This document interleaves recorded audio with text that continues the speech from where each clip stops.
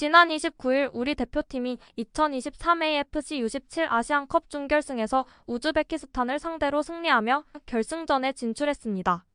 예선전에서 우즈벡에게 역전패를 허용했던 것을 중요한 경기에서 멋지게 되갚아 주었습니다.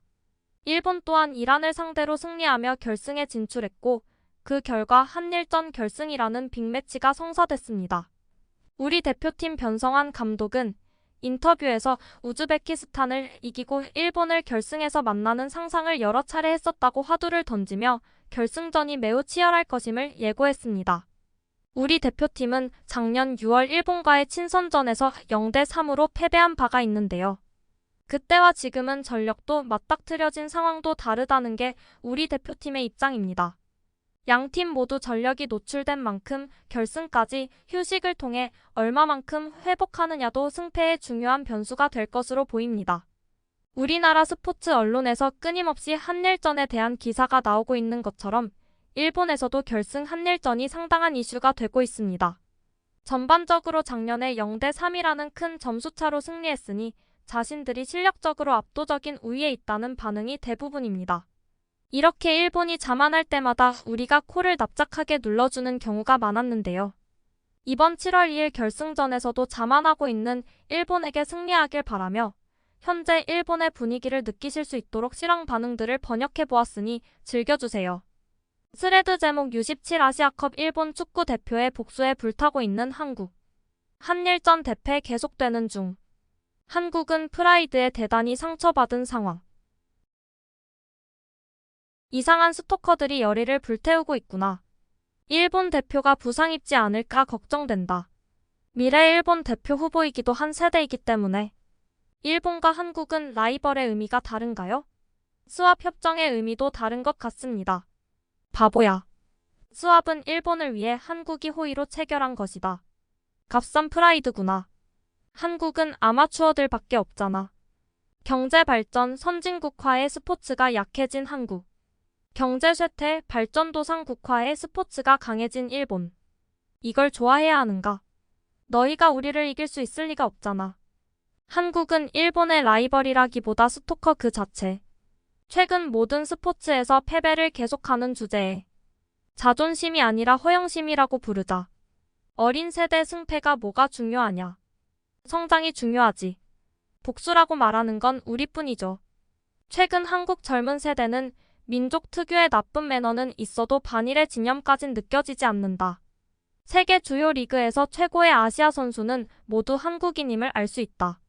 피지컬이나 개인 능력으로 일본보다는 한국이 압도적. 일본 해외 선수들 모두 합쳐도 김민재 한 사람의 발끝에도 미치지 못한다. 다만 이런 약점들을 극복하려고 지속적으로 노력한 일본 축구협회의 자세는 한국도 배워야 할 것. 한국 축구계는 통일교 신자 천국이다. 한국의 우호적인 너도 통일교 신자겠구나. 여러 가지 정보가 낡아너. 해외에서 활약하는 일본 축구 선수는 이미 300명 이상 있다. 한국보다 훨씬 많다고. 인구비를 고려했다고 해도 말이야. 개인의 역량으로서도 팀플레이의 역량으로서도 모두 일본을 밑돌고 있어. 옛날처럼 못을 숨겨서 상대 선수를 다치게 하진 않겠지만 그럼에도 여전히 믿을 수 없는 사람들입니다. 일방적인 대항심 크크.